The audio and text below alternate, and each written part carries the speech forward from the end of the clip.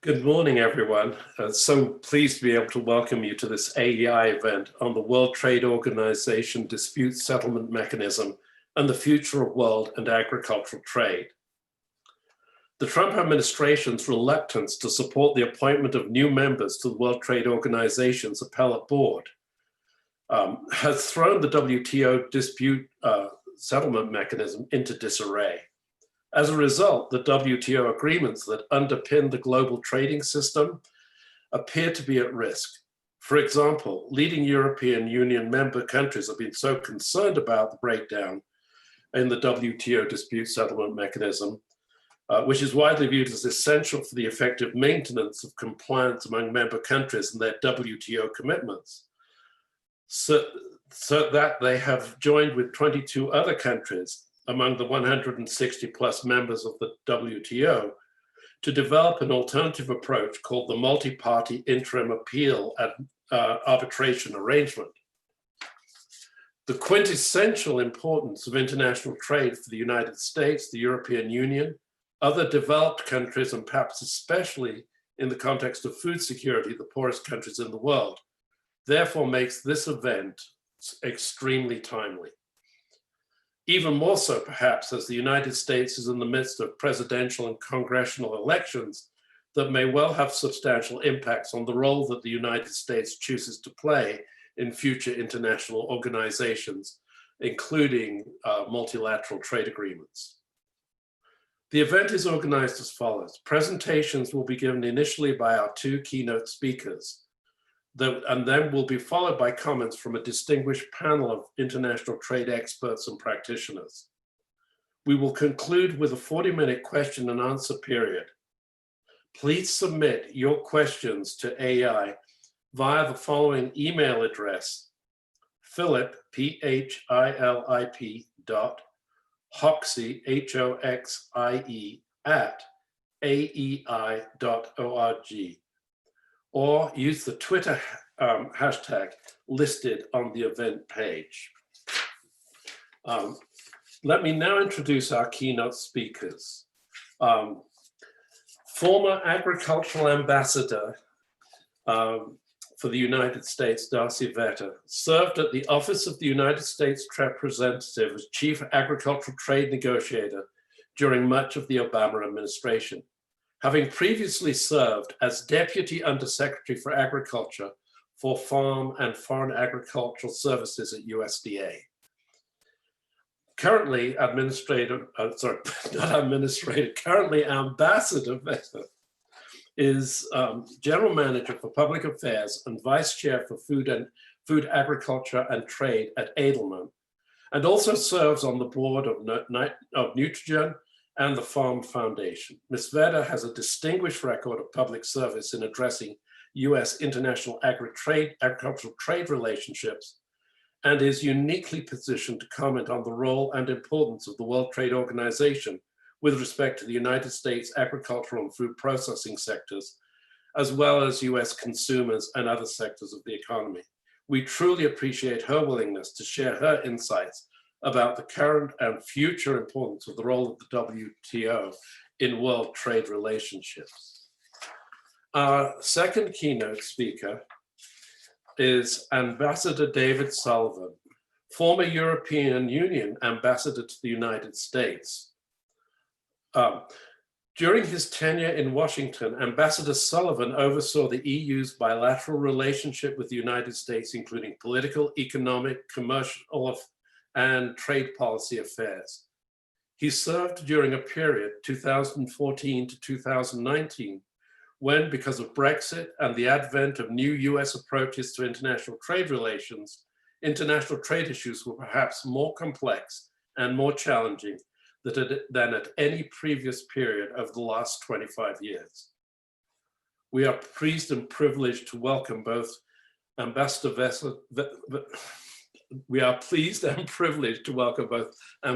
Vetter and Ambassador O'Sullivan to this event. And we begin with the remarks and insights of Ambassador Vetter. Ambassador Vetter. Thank you very much, Vince, and thank you to AEI for inviting me to participate in this event today. It's a pleasure to be here. You have coming up a really fantastic panel of experts who will speak to you very eloquently about the WTO, the dispute settlement process, and how US agriculture has fared under that system, as well as the look ahead to how we might reform it. And frankly, there's good reason to focus on WTO reform, both of dispute settlement and specifically, as well as other issues. But I wanted to start a little bit today by focusing our conversation on the fact that it's not just reform that is important about the WTO. It's useful to remind ourselves that the work of the WTO is much more than its dispute settlement function, and that the vast majority of US agricultural exports move according to the current rules and the tariff schedules of WTO members without incident or complication. The WTO, simply put, is a critical provider of certainty for US agriculture. For about the last 15 years, which almost spans my career in agricultural trade, the US ag trade conversation has really been dominated far more by bilateral and regional free trade agreements and passing and supporting those than they have been negotiation or a focus at the WTO, because the WTO negotiating function had faltered or failed in the case of the Doha round. And in building that support in the United States for bilateral and regional approaches, we began to focus in on the fact that about 45% of US ag exports go to those free trade agreement partners. But we've neglected to say that, on the other hand, that means that more than half of our exports don't. They go to dozens of other countries, from Indonesia to Uruguay, many of them major trading partners with whom we do not have a bilateral free trade agreement, but who in general receive our goods at reliable and consistent tariff rates and according to international standards and rules, because they are abiding by their WTO commitments. And if we could not rely on those standards, it would be almost impossible, even for the United States with its resources, to separately negotiate and then maintain adherence to those rules or standards. It would be a giant game of whack-a-mole, and it would make it difficult for our exporters to negotiate loyal and consistent relationships with their customers. And it is the day-to-day work of the WTO, its committees and its secretariat, that help ensure that countries adhere to those commitments. And all of this work helps to mitigate and solve trade disputes before we ever get to the dispute settlement body. And just very quickly, I want to note that that work includes commitments to transparency, both notification commitments that member countries make when they are designing or implementing new rules to protect animal or plant health or safety, for example, that give other WTO members a period of time to adjust to those rules, but also to comment on them if countries are planning to implement them in a way that might prohibit or discourage trade. It requires reporting of domestic support commitments, for example, and domestic support levels so that other countries can monitor adherence to commitments. There's the cycle of trade policy reviews, where every few years countries have to lay bare the policies they implement, some of them not directly related to trade policy, and let other countries comment and criticize about how those might be affecting trade relationships. There's a capacity building and trade facilitation function. Some of the biggest barriers we can face in agricultural trade can in fact be because of a lack of capacity to do scientific risk assessments quickly, to make good decisions and on border measures when it comes to critical decisions about animal, plant, human health and safety. We can help to bridge that gap and help countries stand up better and more consistent SPS regimes, for example. In trade facilitation, it might be working to create electronic processing of documents and better and easier, more consistent procedures at ports to facilitate trade.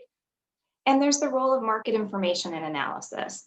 And I think COVID-19 provides a really important example there in the work of the WTO Secretariat that provided very quickly, once we saw transportation and supply chains disrupted by COVID, key market information about the availability of global commodity stocks in coordination with the Ag Market Information System, the OECD, and others, as well as availability of PPE. And they reminded members that when they took emergency measures to prohibit exports in some of those products or to impose other trade controls, that those emergency measures needed to be transparent, targeted, temporary, and proportional. Conditions that, as countries became more confident in the level of the data, they mostly adhered to. We did not face another crisis of food prices like in 2008, in part because markets worked in. But all of this work on transparency, capacity building, analysis is frankly more effective and compelling when there are consequences to not participating, when they are underpinned by effective dispute settlement. And that system has been plagued by concerns about overreach, but also by lack of resources, long delays in hearings and deciding cases. But let's also be mindful of the fact that the same capacity issues that can affect implementation of trade laws can also affect the ability to participate in the dispute settlement body. It is really a small number of members who have the resources and the ability to bring cases and are more frequent users of this system. But I frankly am concerned that the current mode of engagement for the US government with the WTO is counterproductive and will not result in more members feeling like the trading system really belongs to them. And frankly, where the current rules we have were significantly framed and implemented by a small number of major economies, including the United States. And I don't think the current approach will strengthen our ability to create new rules or effectively implement the ones that we have. And the recent case that the United States took against China's domestic support levels and the fulfillment of their TRQs for wheat, rice, and corn, I think are frankly a case in point on the counterproductivity of this approach. That case was developed over multiple years and had to be painstakingly researched before it was brought under the previous administration. It was the case precisely because China had not notified these measures to the WTO, had not clearly stated some of these policies as formal regulations, but rather informal policies towards state-owned enterprises. It took years to find evidence of how the combination of state level and national level policies work together to provide domestic support or to prevent filling of TRQs. And of course, all of those documents then had to be found and translated from Chinese to put together the case. This frankly is a process that many countries could not have undertaken because of the time and resources that it took to do it. But those same economies would benefit from an outcome here that would have global application. The case provided critical transparency into policies that were previously not transparent and have a major impact on trade and agricultural commodities. The dispute settlement process itself allows for other countries to participate as third parties, presenting supportive briefs, or just being active observers. And we had an opportunity to use that case to change the conversation about the role of agricultural subsidies in commodity markets, away from a conversation about a handful of developed country exporters versus everyone else, toward a conversation about the actual status of subsidization today, their size, their scale, their market impact, and their key participants. The case highlighted the problem of underreporting and long delays in reporting that many members have in reporting domestic support and their ability to hide the support through delay. But we frankly chose to undermine ourselves and the momentum behind that case, both by refusing to allow new panelists to be appointed to the WTO, but also by taking our discussion with China about their policies into a bilateral channel and not engaging our allies in doing so. We took momentum away from what we were building. We focused on agricultural purchases rather than the underlying policies that might have been imposing those or impeding those purchases in the first place. And frankly, we underlined our own argument that we were making in Geneva, that Domestic supports were being disciplined by some while increased by others, when we ended up providing billions of dollars in farm bailouts to pay our own farmers for the damages of the trade war with China that we started. And those bailouts are now going to consist, or farm income in the US will now consist of 30% or more of money from that direct trade relief. And we are going to be reporting that volume of trade payments to Geneva, to the WTO, just as we are trying to negotiate our next farm bill. So the United States had an opportunity to build a greater foundation of trust within the WTO system. A perfect case study to introduce a new approach and a new dialogue on ag in Geneva, rather than perpetuating entrenched positions from the Doha round. But instead, our choice to use unilateral engagement with China outside of the WTO, rather than paired with it, has undermined that opportunity to build trust with our allies and to curb China's behavior. And I hear from our trading partners real mistrust or concern about what our intentions are with the WTO, whether we will follow through in addressing issues within the WTO context, or simply grow impatient and cut side deals for the benefit of the United States when the going gets tough. And when I look at the issues facing US agriculture in the coming years, those issues are global and will require multilateral action to resolve, not just bilateral conversations. Chief among them, of course, will be our response to climate change. Climate change for agriculture could mean additional pandemics, both for humans, but for plant and animal disease as well. Reduced agricultural productivity and increasing hunger, as some regions get hotter and drier, others wetter, making them less suitable for their current food production.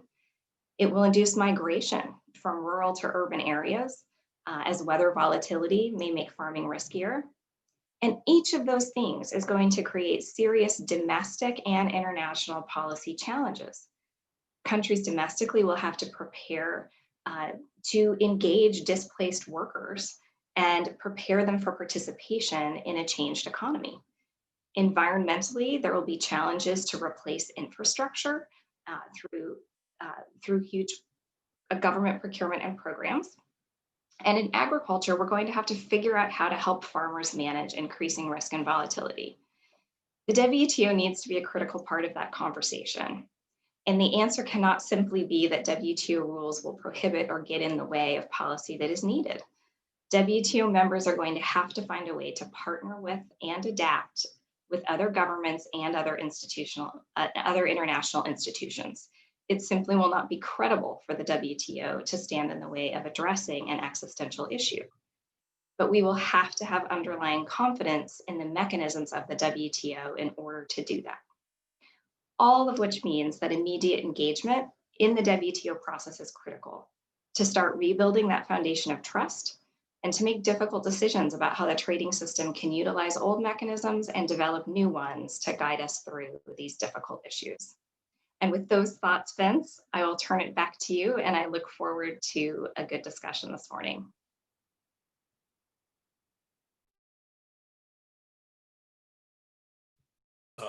Thank you so much, Darci. That's a fabulous beginning to this event. And now we turn to Ambassador O'Sullivan for his insights, bringing a more European perspective to the sets of issues that you've just raised. Ambassador Sullivan. Well, thank you very much. O'Sullivan. Very important. Don't lose the O, yes. Well, being English, I'm in big trouble now. Well, a few Irish people, I think, lost their O at Ellis Island. You know, that's how we managed to have Sullivans and O'Sullivans all over the place. No, thank you very much indeed. And thank you to the American AIE for organizing, AEI for organizing this event. Thank you to Darci for her opening remarks, which I'll come back to in a moment. And this could not be a more opportune moment, I think, to discuss these issues on the cusp, as we are, of appointing a new Director General of the WTO. And I can safely say she, regardless of the outcome of the choice between two excellent candidates, Yeah, you're right, Darci. It's taken a long. I just don't know how it's taken us this long to get around to putting a woman in charge of the WTO, but certainly that is in itself a welcome development. And both candidates, I think, are excellently qualified, and either of them will do an excellent job. And also, as you mentioned, Professor, the US elections, I'm not going to comment.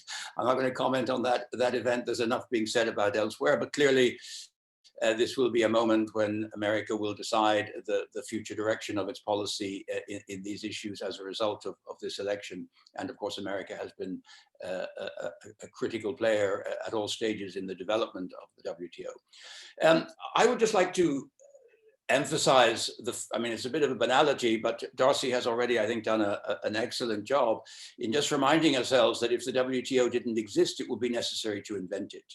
The fact is, the global trading system needs rules of the road. It needs common understandings about how we're going to manage the system. I won't bother going back to the sort of experiences of the beggar my neighbor policies of the 30s and what gave rise to the fact of the GATT and what subsequently became the WTO. But really, the system, I think, has proven its absolute the essential nature of having an international body that provides rules of the road, that provides clear benchmarks for how we manage the global trading system. It is a complex system, and we sometimes take it for granted. Unfortunately, I think Darci has done an excellent job describing many of the sort of almost below the radar things that the WTO does on a daily basis, but that provides the bedrock for this fantastic network of international commerce, which is indispensable to prosperity and development across the world. We have gone, perhaps, given more prominence in recent years to bilateral or regional trade deals, and the EU certainly, having had a moratorium for many years during the negotiation of the Doha round, finally decided that it was necessary to go down that road in order to liberalize trade. But it is a second best. It is a poor substitute for multilateral rules and rules which apply globally and universally to all countries, with differentiation in function of economic development, of course. But this is a huge achievement of the GATT and then the WTO. And I think we need to remind ourselves how important it is, of course, to preserve this, but also to develop it, because I think we can all acknowledge that the system is in a form of crisis today. We will come back later to the issue of the appellate body, but more generally, the trading environment is at risk of fracturing, of regionalization, or even going down into a return to bilateral deals which are based more on relative power and weight in the system than on global rules which apply to everyone and which everyone universally accepts. I think the WTO has been particularly important in the area of agriculture for the reasons that Darci has mentioned, but because it is the only place where we can talk about what is probably one of the most controversial issues in agricultural trade, which is the issue of subsidies. And certainly we, the Europeans, have a long history of dealing with that issue, the US also. But unfortunately, others seem to have learned from us. And it is a practice which, as Darci pointed out, is now spreading elsewhere. Nothing necessarily wrong with that, but this is the WTO is the only forum where we can try and have some international understanding about limits on the degree of subsidies, about the transparency of the system, about the notification of agricultural subsidies. And this is hugely important in the interests of fairness, both to agricultural communities in the developed and in the developing world. And we know how important this is for developing countries. And we know the criticisms which have been made, frequently justified, against the excessive subsidization by the developed countries. We've had to submit to those disciplines, but I think this is a critical feature of global trade, which only the WTO can negotiate. You can't deal with these issues in bilateral trade deals or in regional trade deals. The other issue, of course, is SPS issues. Again, something that we, the European Union and the US frequently have crossed swords over. But this, again, is a very important element where the WTO is able to provide us with some guidelines and some rules of the road as to what is admissible, what is not admissible. Sometimes we don't like the decisions that come out of the system, but we need this in order to keep us all sticking to some reasonable rules and some reasonable guidelines. And I think that then brings me to the importance of the appellate body. People far better qualified than I are going to talk about this in a few minutes. I'm not an expert, I'm not a lawyer, and I'm certainly not an expert in the functioning of the appellate body, though when I was negotiating in Geneva, I frequently came across the workings of the appellate body. We understand that there is a crisis. We no longer have the necessary number of people making the system work. I'm not now going to go into the details as to why we've got there. I think one of our later speakers, Chad Brown, is going to give us a little bit of the sort of how did we get to here part of the description. But it is clear to me that one of the great developments of the WTO was the dispute settlement mechanism, was the fact that there is a system in place which says, yes, you have the rules. If you feel a member of the WTO is not respecting the rules, you have the right to go and make a complaint. And if that complaint is validated, you have remedies. And by the way, it is important in any system of this nature that there is some kind of appeals body, that there is some way in which you can say, well, I'm not perfectly happy with the first panel findings. I would like a second judgment on certain aspects of it. And I think the system may be imperfect. We know some of the unhappiness that is there. And I certainly don't want to be unduly critical of the US position, except to say this, that I get that the US has a lot of problems with the system. What has been slightly frustrating, I think, for all of us has been the unwillingness to put forward solutions and not just the criticism. The criticism is extremely articulate and we get it and we understand it. Some of us may not share all of that, and some of us may feel that some of those criticisms are unfair. I don't think the US has done too badly out of the system, but okay, it doesn't matter. If America has a problem, the rest of us have a problem. America is too important an actor in the system. But I think what we need is engagement to say, okay, what are the ways forward in which we can try to address this? Can we find improvements? David Walker, as chairman of the General Council, has put forward some ideas. The EU has put forward ideas. I'm sure there are other ideas out there, but I think above all else, it will be a challenge for the new Director General to find a way of engagement with the membership to see if we can, if there is not a way out of this impasse, which enables us once again to get the dispute settlement system up and running. Because I think the biggest tragedy, and Darci has hinted at this, and I will be more explicit, is a sneaking suspicion among some of us that what the US wants to do is to go back to the pre-WTO system of dispute settlement. In other words, a much less binding system and one which is much more negotiated outcomes between parties rather than judgments enforcing a common set of rules. And certainly I know from the EU perspective, this would be seen as a very retrograde step. So I think we need to preserve the essence of the dispute settlement system. But I do think that we need to address very seriously the criticisms which are made by the US, by others, and find a new consensus about this dispute settlement mechanism. The final point I'd like to just make is that important though the crisis over dispute settlement is, and you know, many of us think of the dispute settlement mechanism as the jewel in the WTO crown. I think, unfortunately, the biggest weakness of the WTO in the last 10 years has been actually the negotiating side of things. It has not shown itself capable of making new negotiations to make the rules of international trade fit the changing environment in which we find ourselves. The big upset, of course, was the failure to agree the Doha development agenda. I lost 5 years of my life in Geneva on the Doha agenda that I'll never see again. I think we all missed a trick, particularly on the developed side, and I include the Europeans in this, of underestimating the strategic importance of the DDA as a means of giving the developing countries a greater sense of ownership of the WTO rules. Many of those countries, and there was a big expansion from 95 through to the middle of the 21st century. Many of those countries felt they were forced to join a club, the rules of which had basically been written by the existing members.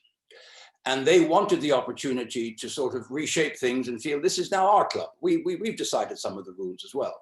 And the DDA was the opportunity to do that.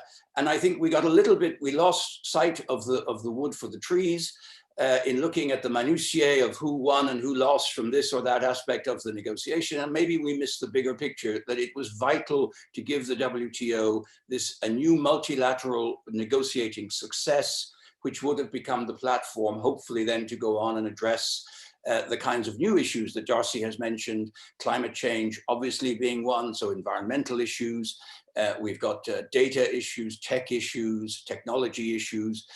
We have the issues, frankly, of China and some of the issues which were perhaps not dealt with in China's accession, where the EU, the US and Japan have done some work on, for example, the subsidies code, where we think there should be some modernization.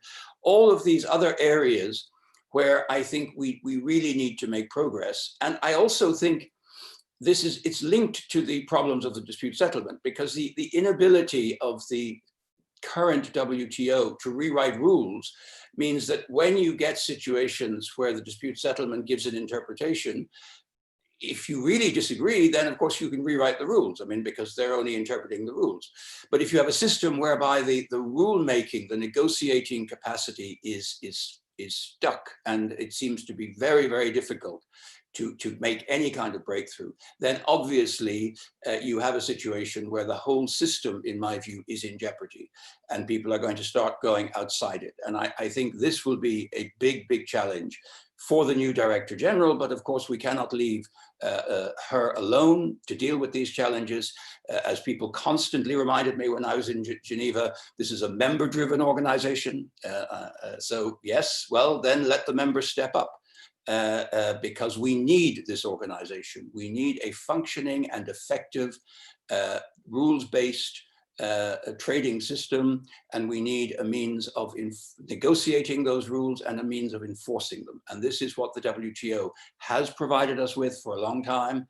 It is in danger of running out of steam at the present time, and it is absolutely vitally important for me that we try to rescue this situation and find solutions to the problems which are there, and give a new impetus to the WTO, because this issue of a rules-based multilateral trading system will remain central to our way forward out of this pandemic, out of the latest economic crisis, and out of future economic crises, which are definitely going to come. And I fully agree with what Darci has said about climate change.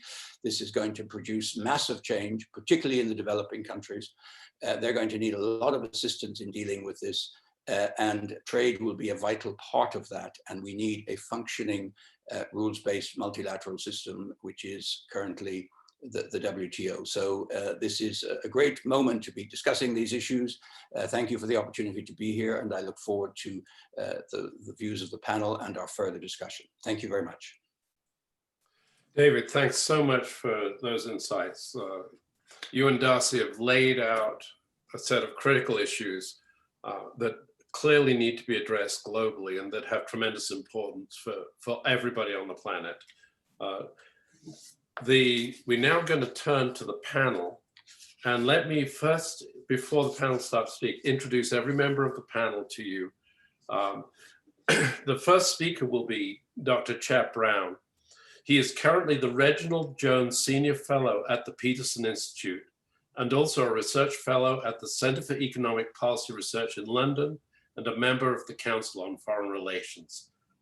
He has previously served as a tenured professor at Brandeis University, on the Council of Economic Advisors, at the World Bank, and as a visiting scholar at the WTO in Geneva.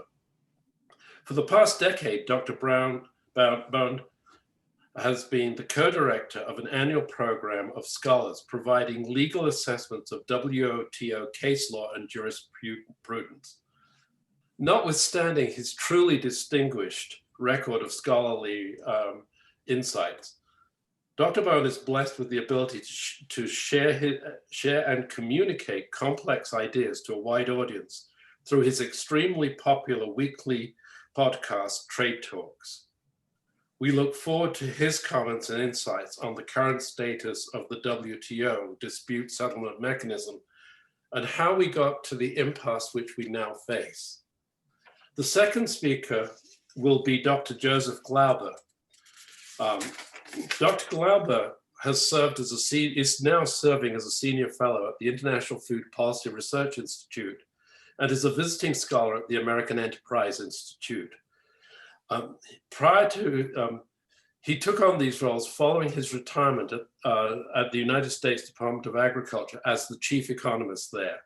During his 30-year tenure at USDA, Dr. Glauber was a member of the US negotiating team during the run-up to the establishment of the WTO in 1994, and later served as the US agricultural ambassador to the Doha round of negotiations on expanding trade liberalization throughout the world.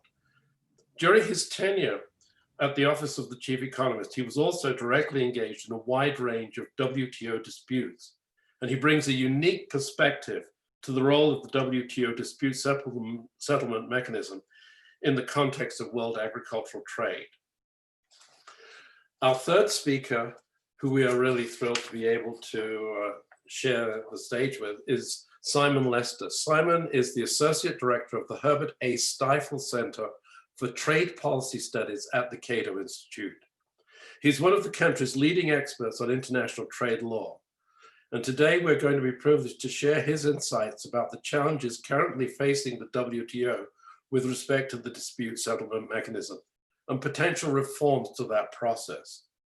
Those insights are based on both his recent extensive program of historical and legal research and his previous practical experience as legal affairs officer at the WTO Appellate Body Secretariat.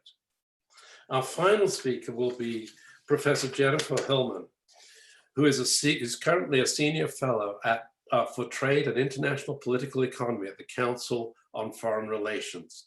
She specializes in US trade policy, the law and politics of the World Trade Organization and international organizations, and Brexit. And I want to extend my sympathy and apologies for Brexit as someone from England to pretty much all the members of the panel. She has served as professor of practice at Georgetown University Law Center on the WTO Appellate. She served on the WTO Appellate Body. She has served as commissioner on the US International Trade Commission and as general counsel at the Office of the US Trade Representative. Combining her scholarship and extensive practical experience in the complex field of international trade agreements, she brings an important and critical perspective about the WTO and the future of the dispute settlement mechanism. I'm so pleased to welcome all of the panel to AEI and to share their views and insights with you. We begin with Dr. Chad Bown, and thank him so much for being willing to share his insights with us today. Dr. Bown. Thanks so much, Vince. Thanks also to Ambassadors Vetter and O'Sullivan for kicking us off. As I try to share my screen, which is going to have some slides here, I just want to say I'm really glad that they did the heavy lift job of explaining all of the extremely beneficial things that the WTO does. You know, as I'm a huge cheerleader of the WTO, my job in this panel, I think, is to explain how it is that we got to the impasse that we currently face when it comes to the issues of the appellate body in dispute settlement. I'm not a lawyer. I frequently will play one on a podcast, but I'm an economist. And so what I'm going to try to do here is to use some data and some charts to try to put a little bit of where we are in historical context. And to do that, in order to do that effectively, I think you have to go back to even the 1980s and to explain what the system was before we even had the WTO and what the expectations were.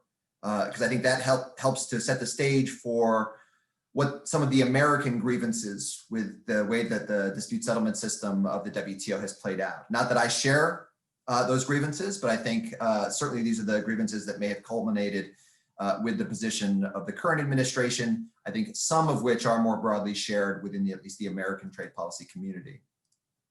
So this is basically, I'm going to walk through the elements of my talk here. What is dispute settlement? Where to come from? Why has the US killed it? And then what's next? So the current system was very much birthed out of the failures of the previous system under the General Agreement on Tariffs and Trade. And so sort of the biggest failures of that system was that anybody had the possibility of being able to veto a dispute essentially at any part of the process. So countries could veto the establishment of the dispute in the first place, or if you didn't like a particular ruling, you could veto it. And what that meant is effectively you didn't have a legal-based dispute settlement system because either party could opt out along the way. And so over time, and by the 1980s especially, the United States got increasingly frustrated with this system, feeling that it couldn't enforce the commitments that other countries had taken on and market access for America's exporters. And so it moved largely late 1970s, early 1980s into this period of what's been referred to as aggressive unilateralism, this Section 301 policy tool, the same law that we have in use today for the China tariffs, for the investigations of the digital services taxes, that was heavily used in the 1980s, where the United States would basically investigate cases, prosecute them, judge them unilaterally, and then threaten tariffs if countries didn't change their behaviors in ways that we liked. So that was sort of one feature of the old system that was not to the United States' liking. The other more broader feature of the GATT era, so before the WTO went into effect in 1995, was you had this massive proliferation of voluntary export restraints. So back then, this was the late 1970s, 1980s, you had new import competition coming in from initially Japan into the United States and Europe, and then other East Asian countries especially. And to deal with that period of adjustment, the new competition, what the United States especially did was to threaten countries with tariffs or quotas, but then ultimately use that as a stick to get them to voluntarily restrain their exports. And I want to put up a chart here, which basically shows that at its peak, and so you would have heard of these are the voluntary export restraints that the United States demanded of the Japanese on the automobile sector, steel, more broadly, the multi-fiber arrangement with dozens of developing countries worldwide to get them to restrain their exports of textiles and apparel to the United States. Semiconductors ended up with one of these voluntary export restraints. By the mid 1980s, over 10% of US imports were subject to one or another of these kinds of voluntary export restraints. And exporters around the world just thought this was very, very frustrating, right? These were not operating under market conditions when you had the United States government, and other governments did this as well, telling them to stop exporting as much. So when the WTO came around, you basically had these compromises. There was an agreement that we would no longer, everybody agreed to stop using VERs for the most part. They still come up time and again. But what would happen is countries would push, instead, when they had difficult periods of adjustment, lots of import competition from coming in, to use alternative instruments, things like safeguards. In the United States, this is the Section 201 policy.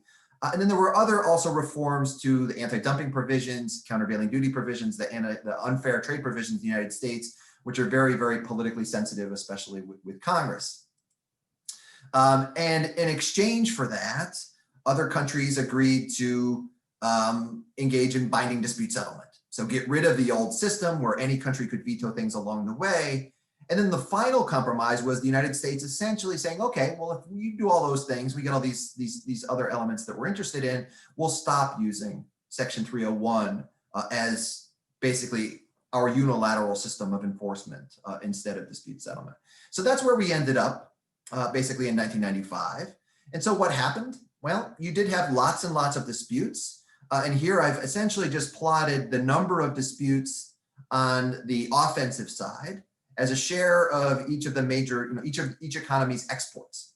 And so you would tend to think that if you export a lot, that you would tend to have lots of offensive disputes, that you're seeking to, open up markets out there in the world. And that's broadly what we saw. You saw the United States pursuing lots and lots of offensive disputes. It's got lots and lots of exports. The one sort of outlier here, and I guess Japan is as well, but the one sort of outlier is China. Relative to its share of exports in world trade, China hasn't relatively filed all that many offensive disputes to protect its interests. On the defensive side, there's also a rough alignment. The more you import, the more likely it is, and the greater the share of trade disputes that you're going to face where other countries challenge your policies, right? And so the United States, the EU, China, large importing countries have tended to receive the lion's share of disputes on the defensive side. So the data roughly shows up, at least as a share of trade, as you would expect. But when you start to dig into what the disputes were about, this is where you can kind of see where the United States has gotten upset. So disproportionately, the disputes that the United States faced on the defensive side, other countries bringing disputes against the United States, were about these trade remedies. US use of safeguards, Section 201, anti-dumping, countervailing duties. Much less so other countries having these sorts of issues being brought against them. Even though, during this period, yes, the United States is a large user of these policies, but so are a number of other economies, the European Union, and a number of major emerging economies. India has overtaken the United States in terms of the frequency of these things. Brazil, Argentina, China uses them as well. And what the US brought disputes against was also quite different. The US didn't tend to challenge other countries' use of trade remedies. They tended to challenge things that I've characterized them here as systemic. Issues in the sense that they affect not only America's exporters to your market, but other countries' exporters to your market as well. So where the violation, if there is one, is more of a sort of a national treatment basis than an MFN basis. So how did the US shoot the sheriff? So, effectively the United States starts blocking appointments, reappointments to the appellate body dating back to 2007. Arguably recognizing that the way that the WTO rulings have gone, in particular on issues of assessing America's use of trade remedies, safeguards, basically every American safeguard use after the first 6 or 7 years of the WTO period, either a panel or the appellate body ruled against it. Lots of cases against anti-dumping in particular, the US use of zeroing in these anti-dumping cases. So the United States is unhappy with these rulings. There's various either reappointments or new appointments that get blocked. And then finally, with the Trump administration, they just refuse to appoint, to allow anybody to appoint new members, blocking the entire process. And that's where we end up with today. So this raises the question, right? And this is not a new issue for the United States. Even, back in 2000, an early review of the WTO's dispute settlement process, there was this quote, inadequately prepared panelists or, problems challenging the dispute settlement could lead to reordering of US laws that would ordinarily take the committees of jurisdiction of the Congress, 2 houses of Congress, and the president acting after serious deliberation. Who said this? Well, no, short of Ambassador Lighthizer and Alan Wolf, the current deputy director general of the WTO. Notice this problem as early as the year 2000. So these are not new issues the United States is confronting. And I'm going to run short on time here, so I'm going to move through this. But this is just to make the case that over time, the United States has, at least through the year 2013, had much less of its imports being subject to these kind of trade remedies. And I think the critics of dispute settlement would say, well, that's because of all of these disputes. The WTO has effectively ruined our ability to protect ourselves from unfair imports and even fairly traded imports under the safeguard agreement. And so we haven't been able to use these things anymore. I would argue that it's a bit more complicated than that. I think during the same time period, you have globalization, you have the spread of value chains, you have firms especially recognizing that they don't want trade remedies to be used anymore because a lot of them are not only importers and facing import competition, but they're also exporters. And they're worried about their costs being higher being challenged in foreign markets. So it's not as simple story as the WTO was overly constraining. But that being said, this is the chart that I already put up there. This is what largely the WTO disputes against the United States were about, challenging America's use of trade remedies. I think the other argument that I would make about, or maybe that might have a little bit more resonance is where the WTO has been ineffective in dispute settlement on behalf of American interests, offensive interests, has been in dealing with China. So one final chart I think that I'll put up here is the United States, under the Bush administration, the Obama administration, brought lots and lots of disputes against China. The rest of the world did not. There's only one dispute before the Trump administration came along that the rest of the world brought against China that involved some sort of systemic issue. So an issue that affected everybody and not just my exporters because, say, I was hit with an anti-dumping duty that not the rest of the world was hit with. Mexico brought one case, they didn't really pursue it. All of the other cases kind of systemically challenging these big issues in China, the United States brought. Yes, other countries, the EU, Japan, Canada would join in on occasion, but none of those other economies, WTO members, were willing to go at it alone and help take on China. So to the extent that there has been a deficiency in addressing China at the WTO through dispute settlement, that's the argument that I would make. Other countries haven't been willing to step up to the plate as much as the United States has. So in any case, that's basically where we are. The US is, as articulated by the Trump administration, is worried about lost sovereignty and flexibility, lost cases, but it's primarily in the areas of trade remedies. It hasn't been effective enough in offensive interests. But I guess where I would leave us is back to the points that Ambassador O'Sullivan and Vetter especially left us with, which is the United States has done a tremendous, or the WTO dispute settlement process has done a tremendous amount on behalf of American exporters in lots of other areas that haven't received discussion over the last couple of years. And agriculture, I think, is a very, very big part of that. Though it's only one part, there's others as well. With that, I'll stop. Thanks.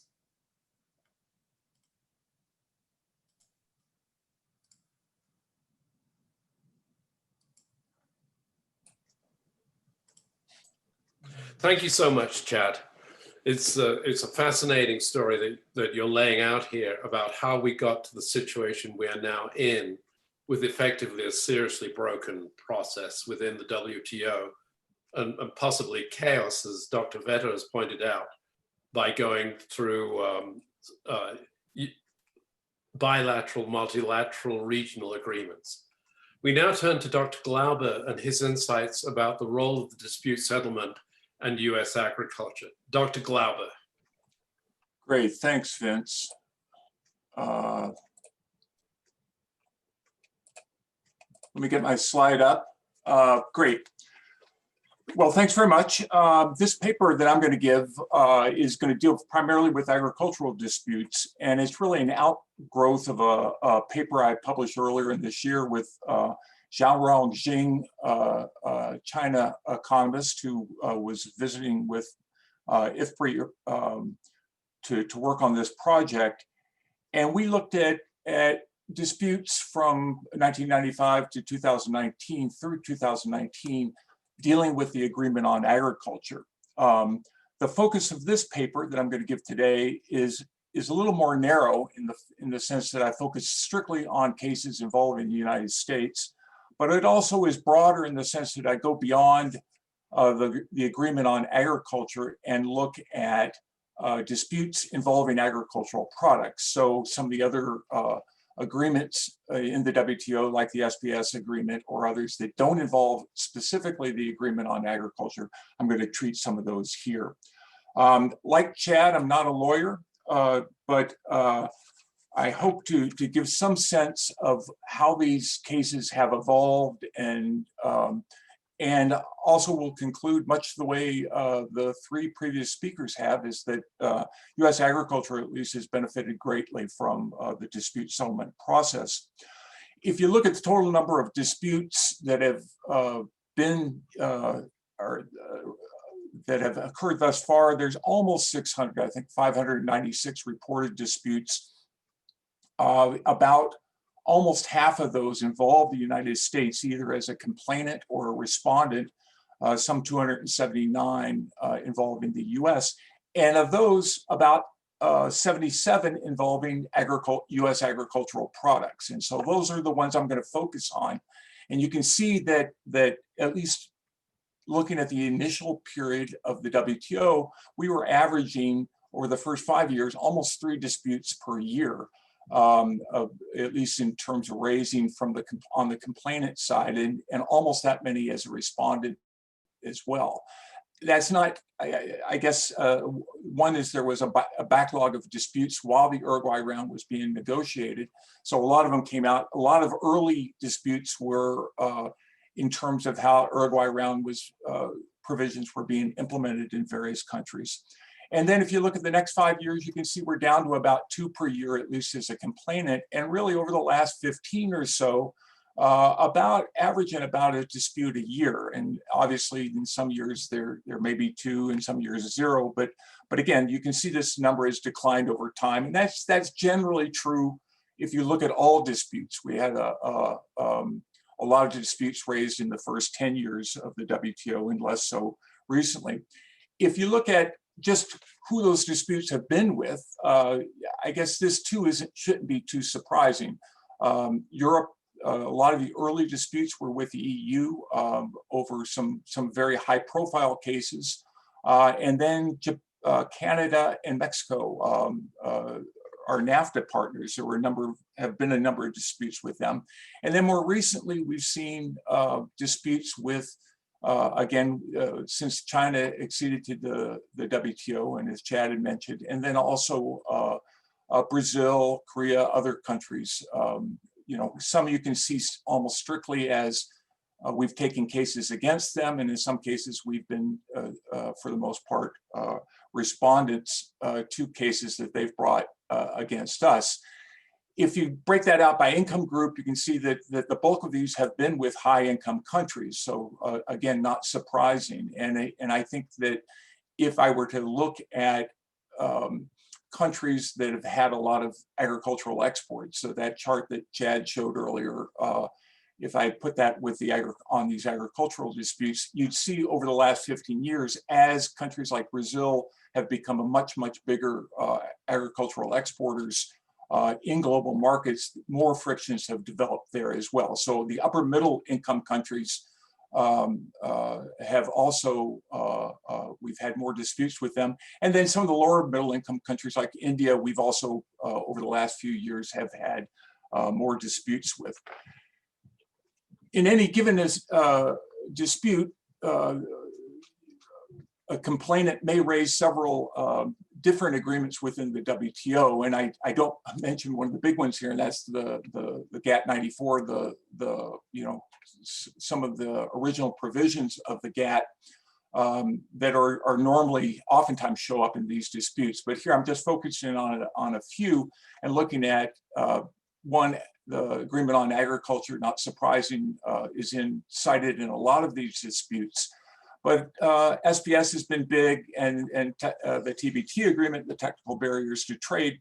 Chad had mentioned some of the trade remedy type ones, and indeed, if you look there on the side of U.S. has responded, things like anti-dumping and safeguards and some of the subsidy cases have, you know, we've had to respond to a lot of those, and they make up almost or more than half of the total, in total of the cases have cited those agreements at one time. You can't add these things because, again, they show up in, they can show up in one and more agreements. So, but again, these are, I think that we see patterns that in agriculture that are not unlike those in other products.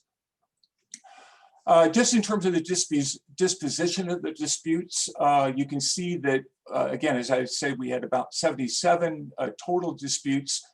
Most of those get resolved prior to going to a panel. And I think that's the thing that people oftentimes forget about the WTO, is that actually it's a great forum to settle disputes. And so countries will initiate consultations with another member to try to resolve a dispute, and even before in some cases before the panel actually is formed, there's some resolution and some mutual agreement.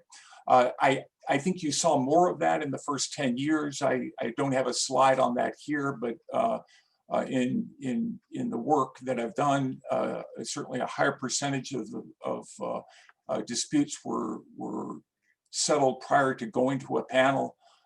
In the first 10 years of it, in the more recent period, a lot of those have gone to panels, and indeed beyond to the appellate period. But you can see here that this just goes through about 19 of those cases ultimately that had gone to a panel were appealed, and then then you have in things like our compliance panels, Article 21.5, and then in some case, and finally getting to the stage of retaliation or withdrawal of concessions for damages. Just a handful for agriculture, but some high-profile ones like Brazil cotton and others. So, how to kind of judge how the U.S. has done in these disputes? I went to the WTO case law database, which is the WTO case law project has gone through and looked at all the individual claims brought in a dispute. And in a given dispute, there may be only two claims, there may be 20 claims or so. And then just what the case law project has done is determine where the panel has ruled in favor of the claimant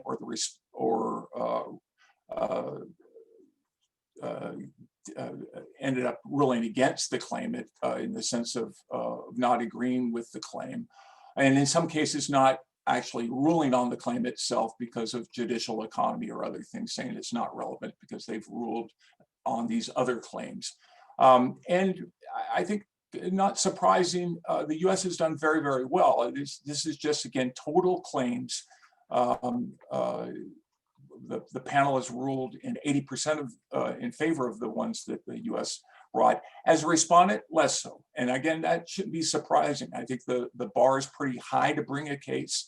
So when a country comes in with a case against another member, they normally have evidence and are able to show, convince a panel where that member has not been following certain provisions or whatever. But there are, again, 28% or so where we've won. Of those going to the appellate, appellate body, it gets a little more tricky in the sense that obviously after a ruling, even if it's in favor of you, you may want to still take issue with certain decisions from the appellate body. So this is a complicated table that shows, again, if you look at those claims in favor of the US, as I say, we won about 80% of the claims that we brought. We didn't bring that much in those cases. Oftentimes you just don't take that many claims to the appellate body. And in those, not surprising, we didn't lose. The appellate body tended to agree more with the panel findings. And that was true that those brought by the respondent in those cases. Again, total of those, I think the appellate body, you could look and say the appellate body backed the US position, if it were as it were, by about 83% of those claims.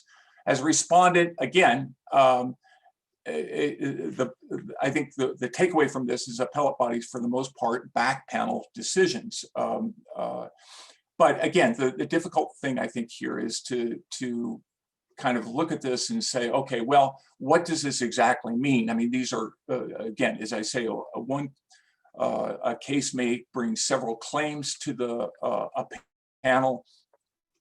In an appeal, there may be more, several things brought there as well. And obviously, all this analysis does is treat every claim equally, which is obviously flawed in that respect, because there may be one claim that is very, very significant to you as the complainant, but if it was ruled against you, then you may feel like you've lost a very significant part of the case. So I think this whole notion of what defines winning is a very important thing, and part of the problems with that. One of the issues that people have brought about the appellate body is saying, well, sometimes they go beyond just looking at the legal aspects of the panel findings, but sometimes are reinterpreting facts. And I just will kind of conclude with this brief description of one case, and this was a case we took against Korea. We, along with New Zealand, took a case against Korea in the way that they supported their beef market, and also some rules on market access that we disagreed with. And there we brought about 16 claims. The panel ruled in favor of all of those. And when it went to appellate, the appellate body, Korea appealed the ruling. And when it went there, the appellate body ruled essentially against the respondent. That is, Korea brought a couple of claims saying that where they felt that the panel had erred in its conclusions, and the appellate body said, no, we agree with the panel. And again, the US and New Zealand also brought complaints or a couple of claims as well. And there the appellate body essentially agreed with it. So again, it looks like a clear-cut victory in one sense.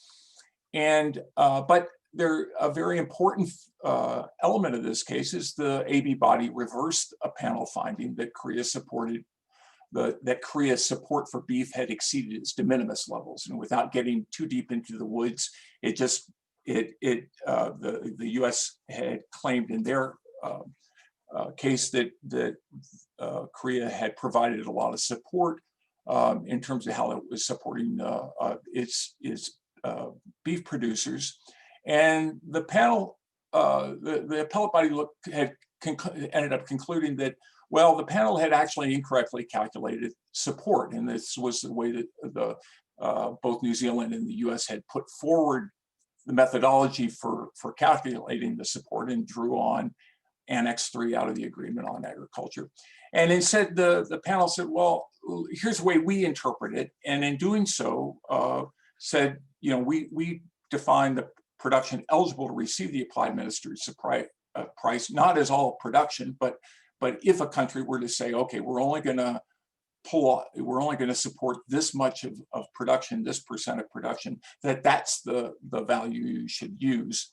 And so ultimately, it had very little immediate impact on this case. I think the Korea significantly modified the way it was. No, you've really got to cut this short. Okay, I'm out of here.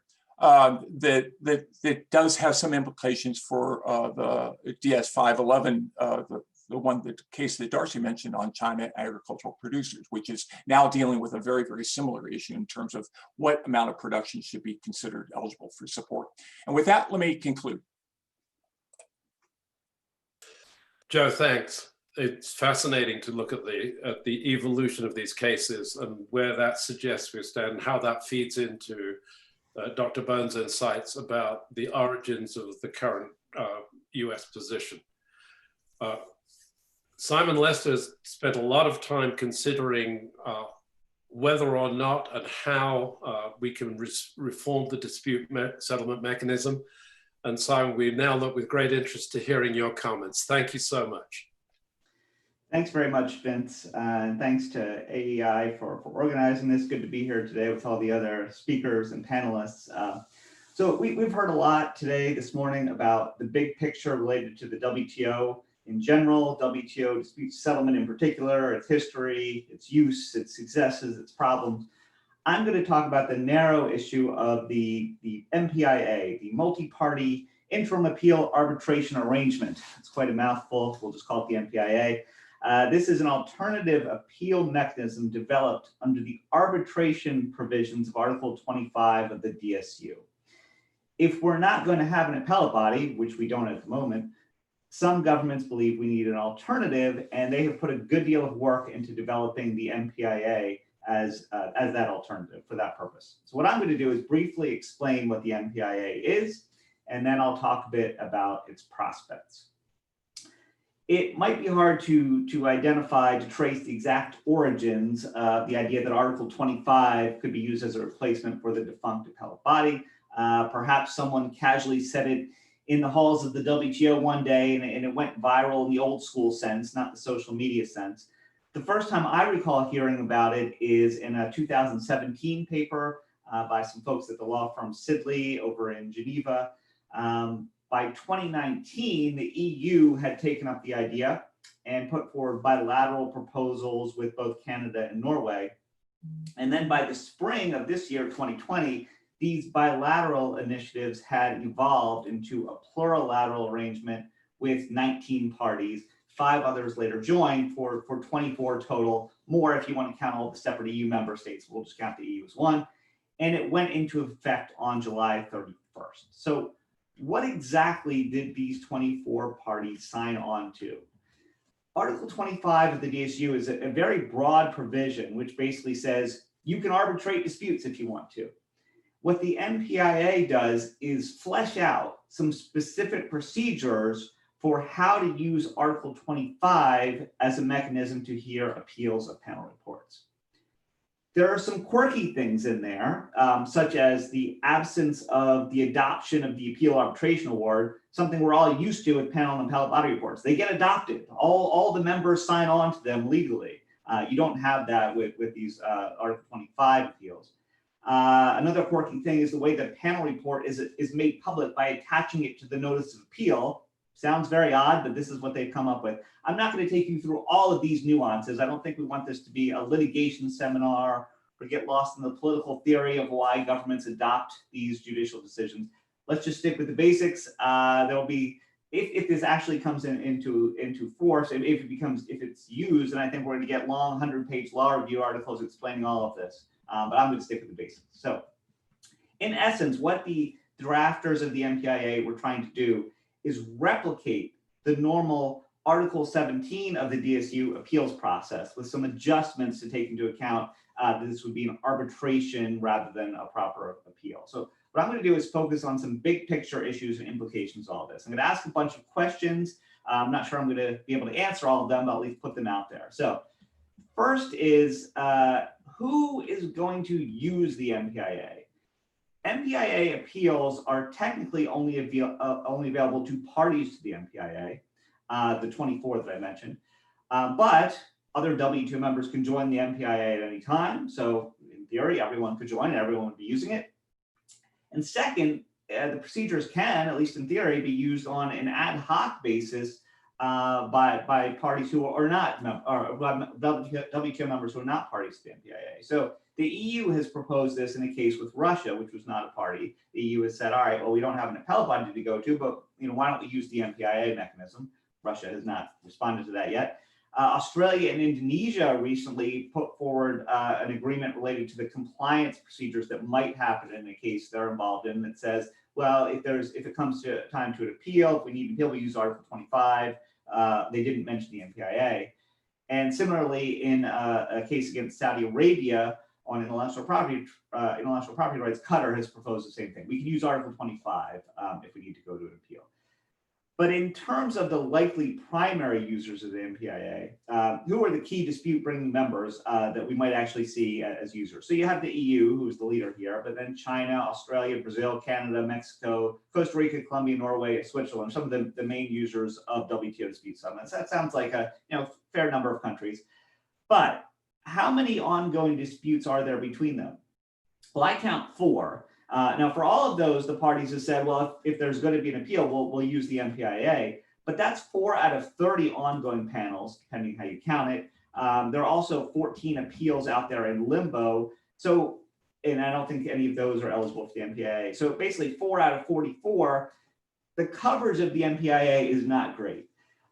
Who's left out of all this? Who are the key WTO members who bring WTO disputes but are not parties to the MPIA? Well, obviously the US is the big one. But then there's Japan, Korea, India, Russia, Thailand, Turkey, some pretty active users. So as of this moment, the MPIA itself is a pretty limited replacement for the appellate body, although perhaps the spirit of the MPIA will be broader, as I said, with Article 25 used beyond just the MPIA, as some members have talked about, and this would give it a bigger role. A second question relates to who will be doing the judging. As we know from Supreme Court battles here in the United States, it matters who the judges are. The MPIA establishes a standing pool of 10 arbitrators to hear appeals of WTO panel reports. And as with the appellate body, 3 arbitrators will hear the appeal in a specific case. The pool of arbitrators has now been selected. All of the arbitrators have extensive experience in WTO disputes. Many of them have served served as panelists or arbitrators, or in the WTO Secretariat divisions that assist panelists in the appellate body. So, for those sort of WTO aficionados out there who follow these things, you have names like Thomas Cotier, Valerie Hughes, Alejandro Yara, Claudia Orozco, Joost Pauwelen. To me, these are some really interesting names. These folks are deeply familiar with the WTO system, the general problems over the years, the specific problems that the US has been upset about. And it seems to me that the experience of these arbitrators, combined with their awareness of the circumstances of the MPIA's creation, could be important here. If they want to, they could set a different course for appellate review and WTO dispute settlement, trying to address some of the recent problems. And I would guess that some of them are thinking about ways that this might be accomplished. Now, they're not going to speak publicly about this, so we're just really left to speculate about how they might be thinking about it. But I suspect they are all giving it some thought. I should note that even if this is true, it may be that they don't agree on what's necessary here, which could lead to additional problems if you have different arbitrators who want to go in different directions. So to take an example of what they might change, in my view, the appellate body has had a tendency to rewrite the reasoning of panels even where it agreed with the result. And so when the US talks about judicial overreach and the appellate body saying things that it doesn't need to say, I mean, I think this is possibly a credible example of what the US has in mind. And so perhaps the MPIA arbitrators will defer a bit more to panels, offering more limited reasoning when it seems appropriate. Another question relates to the work of supporting the MPIA. So in WTO disputes, you have specific divisions of the WTO Secretariat who assist panels in the appellate body, and they perform a similar role to that which law clerks play in domestic legal systems. The legal affairs and rules divisions took the lead in assisting panels. The appellate body had its own dedicated secretariat. The arbitrators are going to need some sort of assistance of this type, and the form that it takes could help shape the culture and role of the MPIA. Will staff from the WTO, including former staff of the appellate body secretariat, play this role with the MPIA?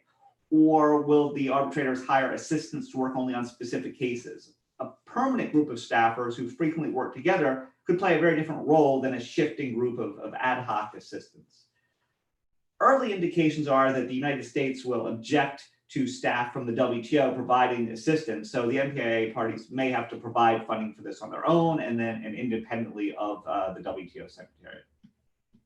Now, in terms of substantive law questions, I'll just get into one briefly. The MPIA has this innovation that will perhaps address one of the big US concerns, and I think somebody mentioned this earlier, right, relating to the consideration of facts in appeals under DSU Article 11. Now, Article 17 of the DSU says the appellate body is just supposed to deal with issues of law and legal interpretation, but there's been this sort of workaround to that where some parties have said, well, under DSU Article 11, if the panel hasn't made an objective assessment of the facts, we can appeal on that basis. And the MPIA actually says something interesting. It says the arbitrators may propose to exclude that sort of claim. It's up to the parties whether they want to accept the arbitrators' proposals, but nevertheless, this would be an opportunity for the MPIA arbitrators, if they choose to do so, to try to limit the use of Article 11 and addressing facts on appeal in the way the US has been critical of, to maybe address some of the US concerns, maybe even bring the US on board with the MPIA. So based on what I've just outlined, I think it's clear that just as there was uncertainty about the appellate body in 1995, there's a lot of uncertainty about the MPIA now. A couple other points I'll just mention briefly. What approach will the MPIA take to these core questions about the scope of the non-discrimination obligation or the public policy exceptions in the WTO? These are crucial questions for issues of regulatory autonomy and sovereignty that many people have been concerned about for years. There's a question of what legal culture will develop around it. Will parties argue cases in the same way to the MPIA that they've done to the appellate body or before panels? How much deference will the MPIA show towards domestic laws and regulations, trade remedies, or environmental laws? How much deference will the MPIA show towards the findings and reasoning of WTO panels? So this is something we'll only learn with practical experience. That first practical experience may come from one of the 4 ongoing WTO disputes where the parties have agreed to procedures. I mentioned these earlier, agreed to use the MPIA.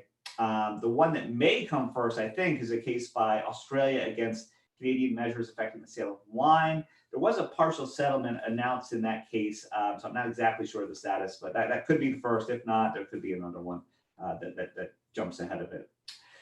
So what now? Will we ever see the MPIA in action? I think in large part that depends on what happens on November 3rd. If President Trump wins, there have been no indications that the Trump administration's trade policy team will change their mind about appellate body appointment. So if Trump wins the election, I would think the U.S. is likely to continue its current course of blocking appellate body appointments, and then the MPIA experiment will begin. If, on the other hand, Joe Biden wins the election, it's possible that the United States would be more amenable to compromise on the appellate body, making the MPIA moot, a moot court. Sorry for that, had to throw that in there.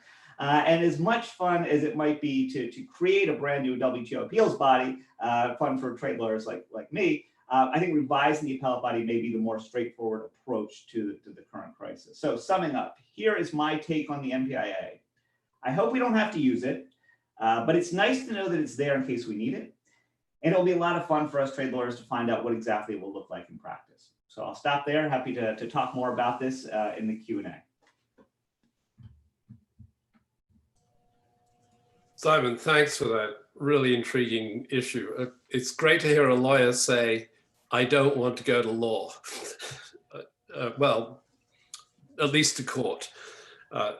We now turn to Jennifer Hillman, whose insights about where we should be moving, how we should be moving, what is needed to make the WTO a vibrant and effective way of addressing the key issues about ensuring we have all the benefits of international trade without inappropriate interventions is the conclusion of the panel's opening remarks. Jennifer, I turn it all over to you. Terrific. Well, thank you very much. It's really an honor for me to be here and to see, to be on this panel with so many people that I know, respect, and admire. I'm feeling a little intimidated about this idea of, if you will, batting cleanup, as they say, particularly for those that have been watching the World Series and understand how important that cleanup batting role can be. But it's a pleasure. I thought I'd try to do just 3 things in these few minutes. First, one to sort of take up David O'Sullivan's sort of notion of, should we really be starting with thinking about reform of the appellate body or the dispute settlement system, or should we really focus on the fact that the negotiating arm of the WTO hasn't really been working? Secondly, I wanted to talk a little bit about this basic question of, do we need a 2-tiered system? Whether it's the MPIA or whether it's the appellate body, do we actually need a 2-tiered system if we're going to think about WTO disputes? And then lastly, I want to focus on some details about, okay, so if we're serious about reforming the appellate body, how? What should we do and how do we get there? So let me start just with this notion of why start with fixing the WTO dispute settlement system when I think there is agreement, and certainly I would be in agreement, that one of the main problems with the WTO has been the inability to reach any new agreements. And to some degree, I think that is underlying a lot of the United States' concerns. I mean, if you listen to what Ambassador Lighthizer has been saying, among other things in his criticisms, it is that the WTO has become a litigation forum rather than a negotiating forum, and that countries are getting things through litigation which they would otherwise be unable to get through negotiation, and that presents sort of a real problem. I'm going to just posit the notion that I don't think you can do one without the other, because my own sense is that in the absence of a binding dispute settlement system, countries are going to be a lot less willing to make new commitments, including new commitments to reform the WTO, if they don't think there's any mechanism that can really hold them to those commitments. I just generally think that countries will take even their existing obligations less seriously if there is no serious mechanism for enforcing them. I also think that the United States and like-minded members of the WTO are going to lose considerable leverage over China if there is not a multilateral approach to try to achieve the kind of sort of systemic and structural changes that I think the world is going to need to see in China. I think protectionism is going to continue to grow without a strong system to hold it in check.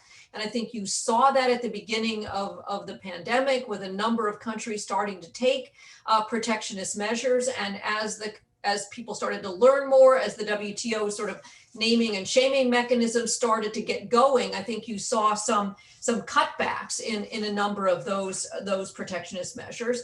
And lastly, I think there are a lot of really important and difficult trade issues that are going to have to be addressed. I look at Ambassador O'Sullivan sitting there and think about all of the US-EU disputes that I think are sort of out there on the horizon, whether it's digital services taxes or fights over data privacy, cross-border data flows, a whole series of issues where, again, the Airbus-Boeing disputes, I mean, where at some level you need to have a functioning WTO and a functioning dispute settlement system to try to do that. And lastly, I think without one, I do think the lack of an ability to fix the WTO dispute settlement system, I think creates a drag on the ability to create the rest of the reforms in the WTO that we need. So I don't think it's wrong to start, or at least to put a lot of emphasis on fixing the dispute settlement system as part of the process. Secondly, I want to just touch for just a minute on, do we even need a two-tiered system? Because I think Ambassador O'Sullivan raised it, and I think if you look at what a lot of what Ambassador Lighthizer has very belatedly finally been saying about what the US wants in a WTO dispute settlement system, I think what you're hearing very clearly is that, at least in Ambassador Lighthizer's view, we should be able to go to a single tiered system where you simply have a panel decision.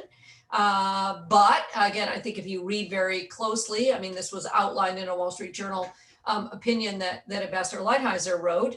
He ends it with this very interesting sentence that says, rather than giving the losing party an automatic appeal to a judicial body, there should be a mechanism that allows WTO membership to set aside erroneous panel opinions in exceptional cases. And again, for all those lawyers out there, your antenna immediately starts to go off. Okay, so how is it that the WTO membership itself is going to decide to set aside an erroneous panel opinion?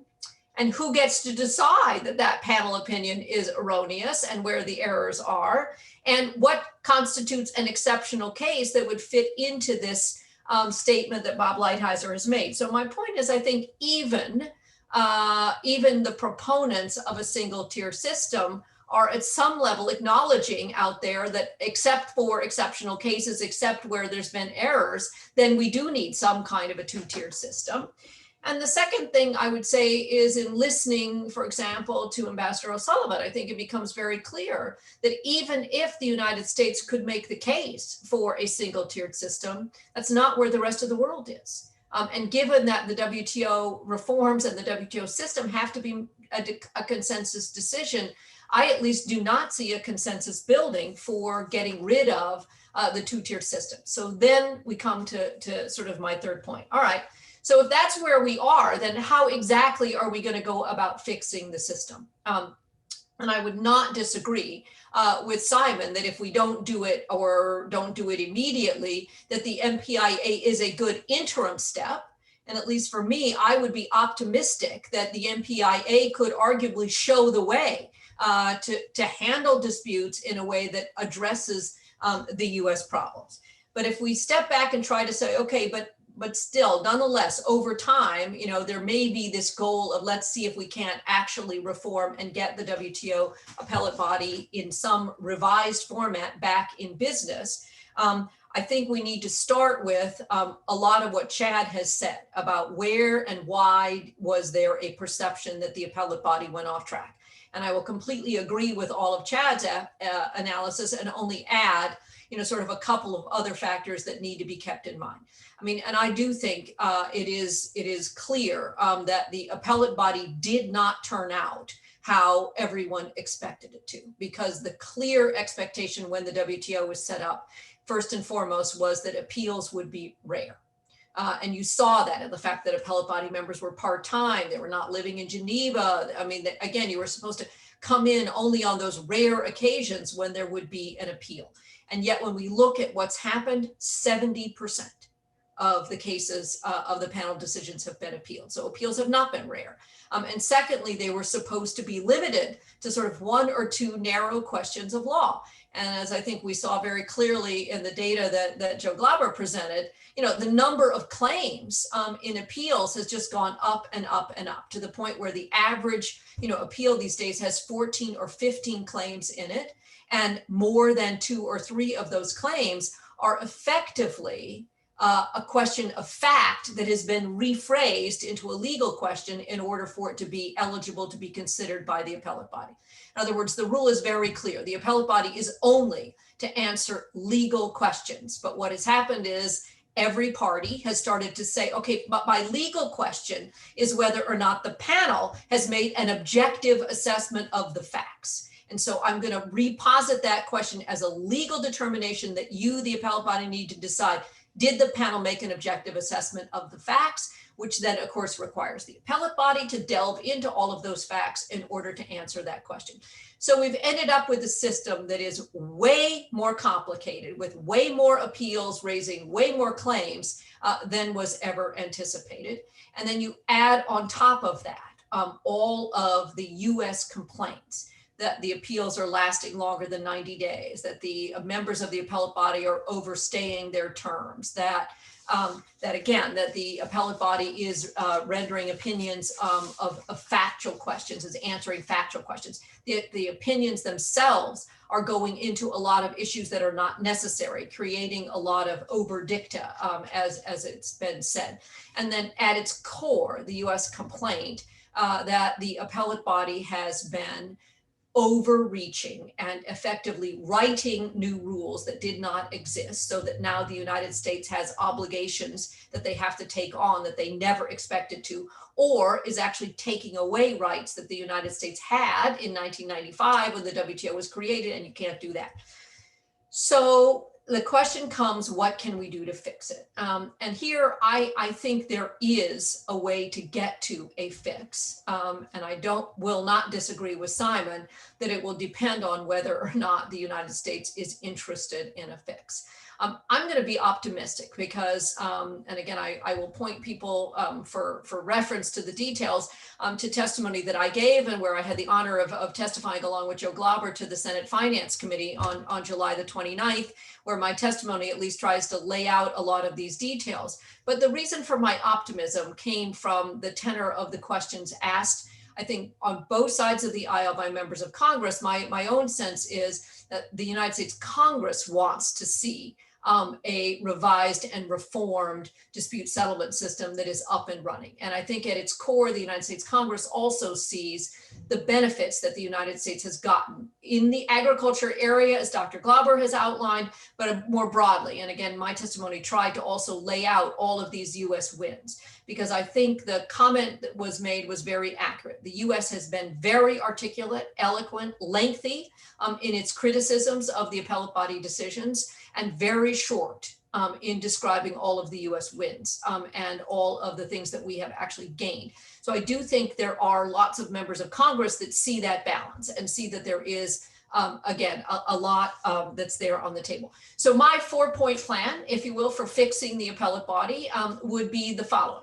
First, I do agree with David O'Sullivan that Ambassador David Walker did some really important work in trying to seriously look at every single one of the US complaints about the appellate body that were laid out in a nearly 200-page report that the United States submitted, and were laid out in a whole series of dispute settlement body meetings where the United States went into chapter and verse about why various things were wrong.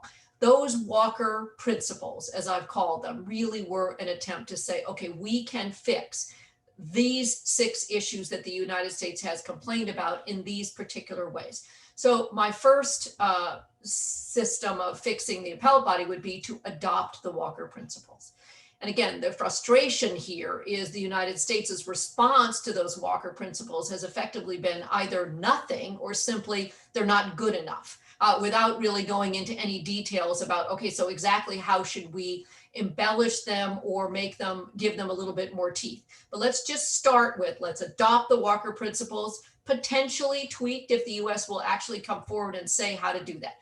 Secondly, I think the United States is rightfully at some level going to say the Walker principles are just words on a page, in the same way that the dispute settlement understanding is just words on a page. How do we know that the appellate body is going to adhere to them? And I think there's some real merit to that argument, and some real need for additional oversight over the appellate body, political oversight over the appellate body. So my second suggestion would be to create an oversight mechanism within the WTO that would ride herd over whether or not the appellate body has adhered to the Walker principles. Not second guessing an individual decision of the appellate body, but stepping back and just looking. If the Walker principles say you have to make a decision in 90 days, did you make a decision in 90 days? If the Walker principles say that you are to decide questions of law, not questions of fact, did the appellate body stick within their lane and decide only questions of law, not questions of fact? So you have an oversight process to hold the appellate body to those Walker principles.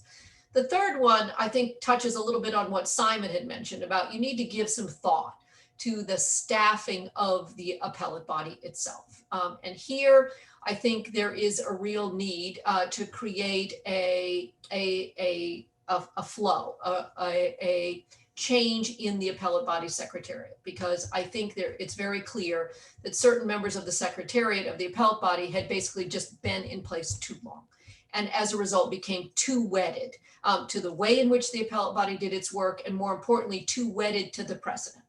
If it was the same person that had written that opinion and they loved that opinion, when the next case comes along, there's too much of a temptation to cut and paste and to stick by that original decision. Since you really liked what you wrote the first time, you don't want to see it overturned, criticized, amended. So again, I think you need to create a rotation principle where whoever is staffing the appellate body then rotates off and spends some time serving on panels. I think it would give you a little bit less arrogance about overturning panels all the time if you served as a lawyer for panels. So again, I think we need to address the staff. The last one is going to pick up on what Chad Bown had said, because if you really step back from it, by and large, the lion's share of the United States' complaints are in the trade remedy area. They are, that the United States used to have the right to engage in this practice of zeroing, which is a methodology by which you calculate dumping margins. That's the US argument, is that we were engaging in zeroing in 1990, 1, 2, 3, 4, leading up to the creation of the Uruguay round.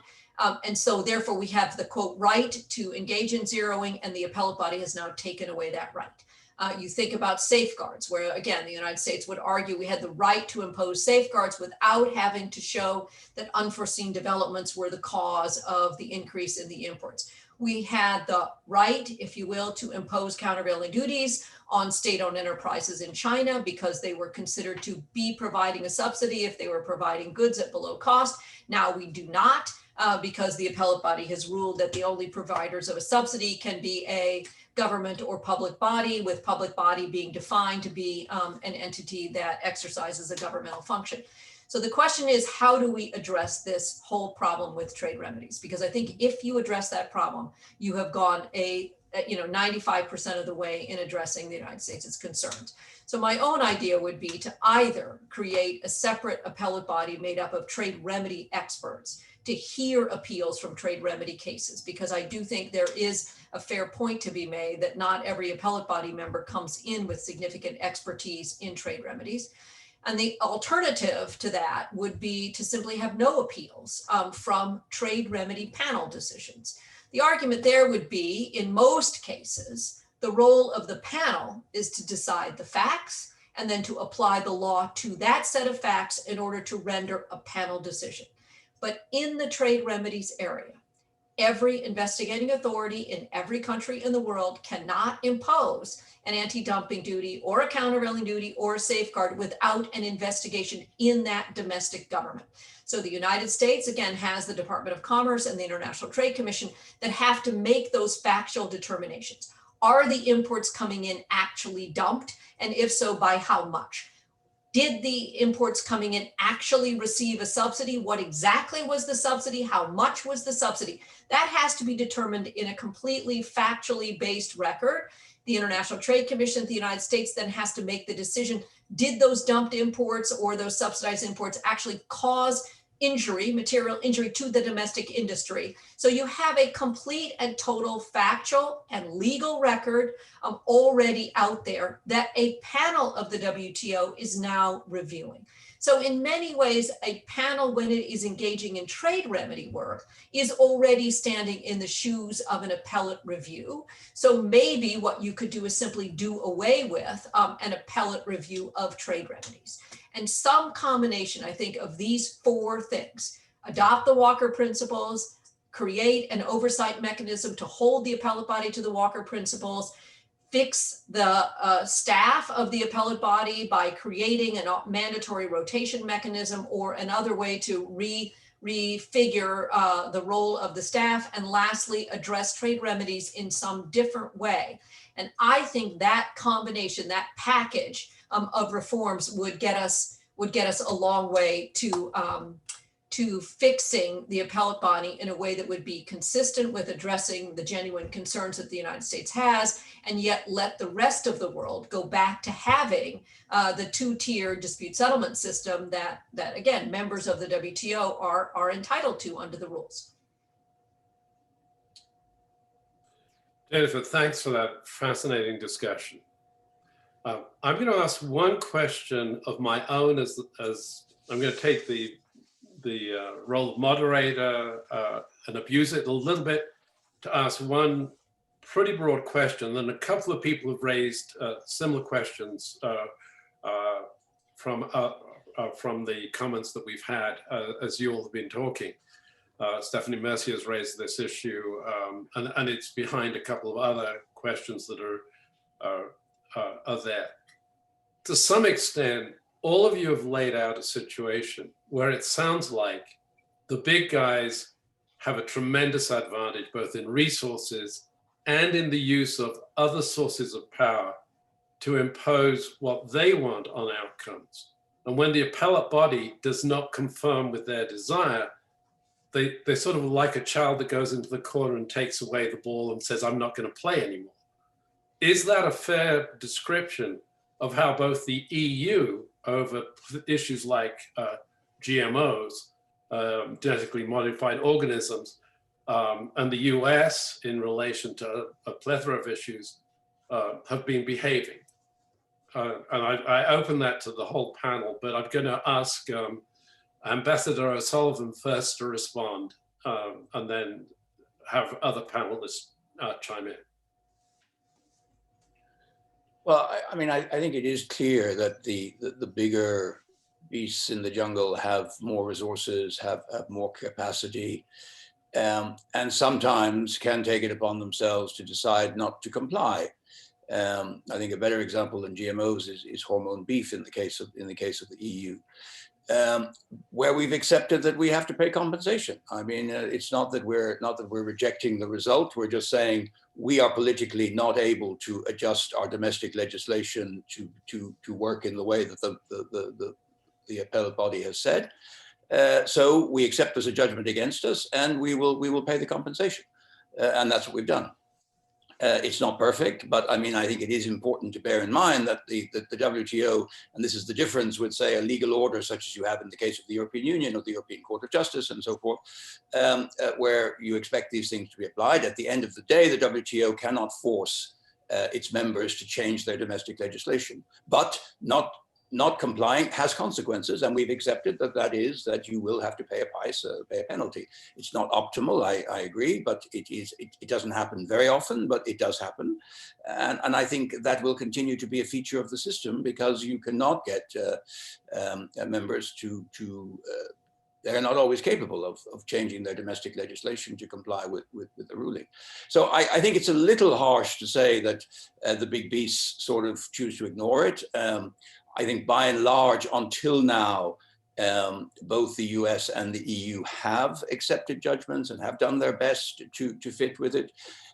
Clearly, we are now in a situation where the US, for the reasons that's been eloquently described by Chad and by Jennifer, has reached, they feel they've reached a point where up with this, they can no longer put, right? Okay, so they're saying this isn't working for us anymore, and we have to try and find a way forward. But I don't think that I think the system until now has generally, as Joe's presentation showed, has generally functioned quite well and has been by and large respected, with a couple of exceptions where people have felt they could not comply, but have therefore accepted that the rules of the game mean they pay the compensation. Darci. Can I jump in, Vince? I have a. Oh, yes, absolutely. Please. Yeah, so I wanted to basically echo David's point, but to kind of put a different spin on it, which is we can all come up with examples of which countries didn't comply. And so David, pointed out before Mo's United States case, we've got internet gambling, right? So there are these examples that exist.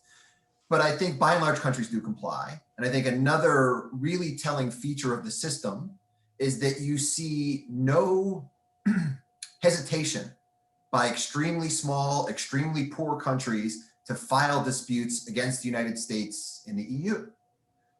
There is the functioning advisory center on WTO law. This is a very, very expensive and litigious process, but we've created a legal assistance center to provide top-notch legal support to poor countries that can't afford to get it on its own.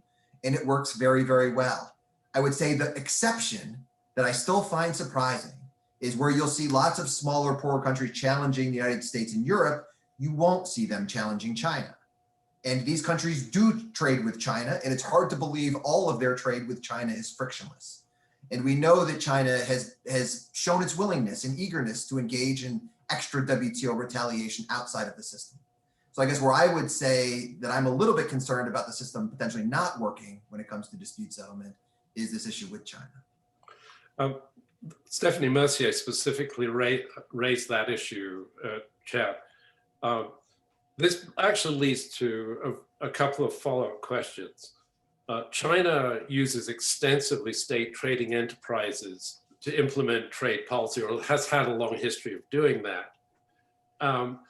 The WTO has significantly failed, in many people's view, to develop effective ways of dealing with countries who use quasi-private institutions to implement state policy. The state trading enterprises initiatives tend to have been largely viewed as having failed. Why is it the case that in negotiations, and you all have highlighted the importance and linkages between negotiations and the dispute settlement mechanism, why is it that we have failed as a world community through the WTO to come to grips with the state trading enterprise issue that China is a prime example of using, but on occasion other countries like Australia have used? If you want, I can start with that. I mean, my own sense is that that this question is really highlighting one of the true substantive weaknesses of the WTO rules, and that is its inability to effectively discipline subsidies. Some of, I think, that ineffectiveness starts from the basic ambivalence that GATT members had way back, in the 40s, and that WTO members had as part of the Uruguay round agreements of how far do you want to go in terms of reining in subsidies? Because again, every country, and to some degree, particularly all the developing countries, their perception is they need to engage in some degree of state support. And again, and we're going to see this, going forward, as there is going to be now a huge argument about we need to support everything from subsidies for climate change to subsidies for fighting COVID. So you're going to see now a huge debate over how much and to what degree should the system rein in subsidies and the activities of state-owned enterprises. And the problem is the disciplines really right now don't work, and they don't work really for three reasons. First, I think, is the definition of what is a subsidy. As I mentioned, I mean, part of this is you have to show that there's been a financial contribution by a government or public body that confers a benefit and is specific. And each one of those elements requires, again, a lot of information. I mean, Darci was mentioning early on how much time and effort it took, years and years, to bring this agriculture case against China. It's because proving that existence of a subsidy, and particularly getting over this hurdle of a public body now being defined to be an entity that exercises a governmental function, is just way too difficult in terms of it's a way too narrow a definition of what constitutes a subsidy. So you have this narrow definition to start. Second is the evidence. Again, the evidentiary burdens are simply too high on the complaining countries to try to have to prove every element of a subsidy, particularly in the non-transparent economies like China, or getting your hands around what is it that China is actually doing, who actually got this subsidy, how did the subsidy flow through the economy, is just too hard as an evidentiary burden. And last but absolutely not least, the remedies are not effective. If you think about what are the remedies, what do you win if you're able to prove that there has been a subsidy granted? If the subsidized goods are coming into your market, you can impose a countervailing duty. And that may or may not satisfy your domestic market, but what it does is push those subsidized goods out into everybody else's market. And you haven't really addressed the underlying problem of why the subsidies were created in the first place. If you instead are faced with competing with subsidized imports in a third country market, this is the Boeing Airbus case, the remedy is that you get a ruling that whoever it is that's providing the subsidy is supposed to remove the adverse effects of the subsidy prospectively, because WTO remedies are prospective. Well, again, it begs the question, what does it mean to prospectively remove the adverse effects of a subsidy? If China has provided a subsidy to create a significant amount of overcapacity in steel, those steel plants are up and running and going. So if now, 5 or 7 or 10 years later, you win a WTO decision that says to China, remove the adverse effects of the subsidy prospectively, what exactly is it that China is supposed to do? What is clear to me is what it's not saying is tear down the steel facility, close it down. That's not the remedy that you win. So across the board, I think the subsidy remedy, the subsidy disciplines just aren't working. And they need a lot of attention. And I know the European Union and Japan and the United States got together as part of this trilateral cooperative to try to come up with some new rules on subsidies. But right now, I think they're kind of stuck with some understandable, I think, lack of trust in where the United States is really taking this discussion. But I think, we have to be serious about the fact that the disciplines are not working. We're getting close to short of time, so I'm sorry. No. I'm going to quick fire three or four questions and ask for. I'm going to target them to a specific panel member. Dr. Glauber, a question has come in about what are the long-run implications for the U.S. and for world trade relations of the very substantial recent subsidies that have been paid to U.S. farmers, $25 billion over a 2-year period, to compensate them for losses associated with what is frankly the U.S. trade war. Yeah, no, I have written a lot about this, I guess.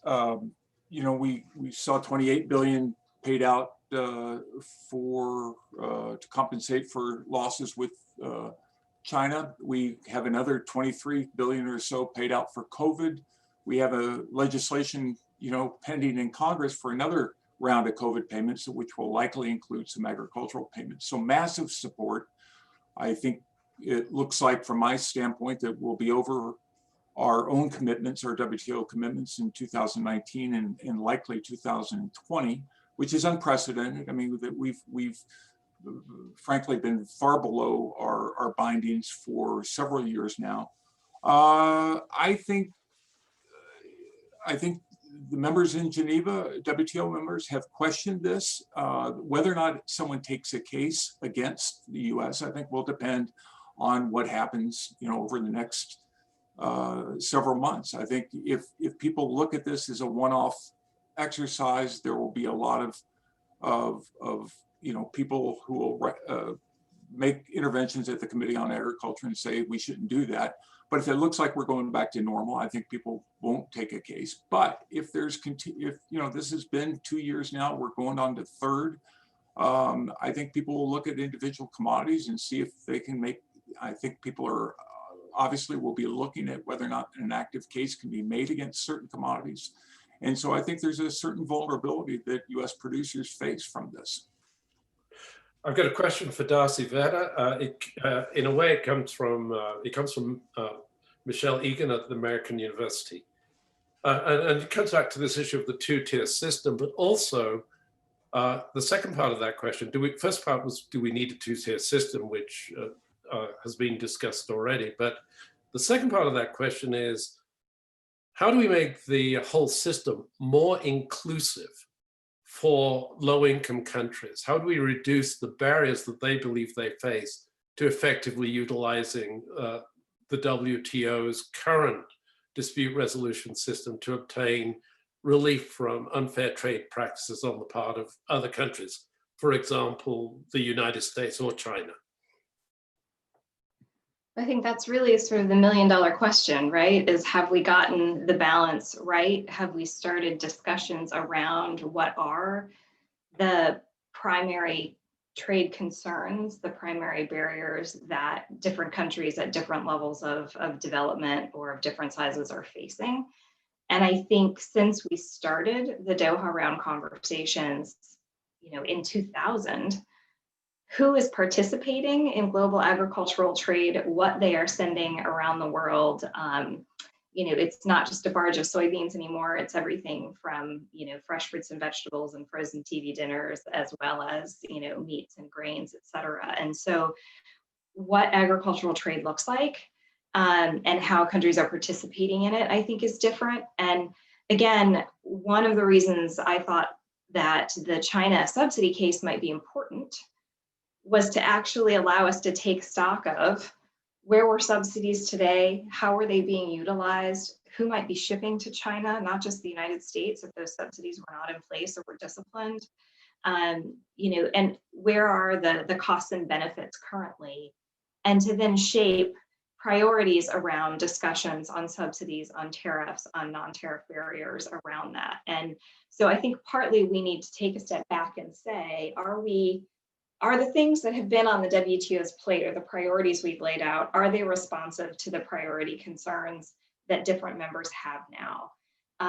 But there are still capacity differences in the ability to attend and shape and draft those papers. You have some representatives you see in Geneva who have to staff multiple committees. And so organizations like Chad talked about to provide that support are going to be important. And I think the trade capacity building and trade facilitation aspect of the WTO's work is critically important, and it's worth thinking about how it intersects with the rest of the committees and the agenda. So we've got about 3 minutes left. I want to ask Ambassador O'Sullivan, in your view, what is the most important step forward to make the WTO a more effective vehicle for ensuring that globally the welfare of individuals is further improved? We've had, if we go and count the GATT as part of the WTO, we've had now over 70 years of trade liberalization that has been stuck since 1994 in terms of new rules of the game, new negotiations. What are the one or two things that are most important for the WTO looking to the future? That's quite a question. I fully agree with Jennifer. I mean, I certainly wasn't implying that. I think we need to make the WTO a more effective place where things get decided, whether that's about the appellate body, whether that's about negotiation. for too long, it has fallen into the trap, apart from the good stuff that it does, which Darci described very well, I mean, which we should not neglect, the ongoing, everyday kind of good stuff that provides the foundation for much of international trade. But it has lost the ability to generate new rules and to modernize and to embrace the changing face of global trade, whether that's on the issue of subsidies or whether that's on climate change or some of the stuff that will come up between the EU and the US, even global large aircraft subsidies. So I think it needs to get back to the business of actually deciding things and doing things.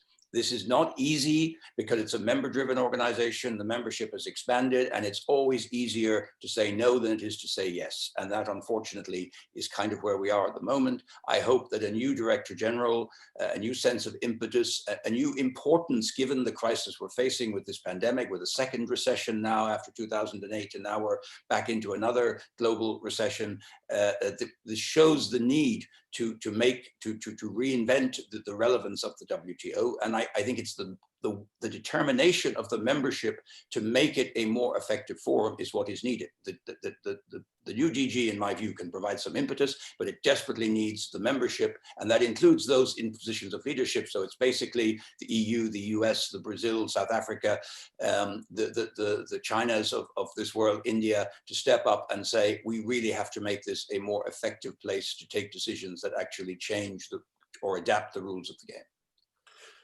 Well, on that note, we're at our witching hour. It's been a wonderful 2 hours of insight and discussion, and I cannot express adequately my appreciation and the appreciation of the American Enterprise Institute for the participation of the panelists. And I want to thank all of the people who have tuned in to listen to and ask questions about the material that the panel and the keynote speakers have shared.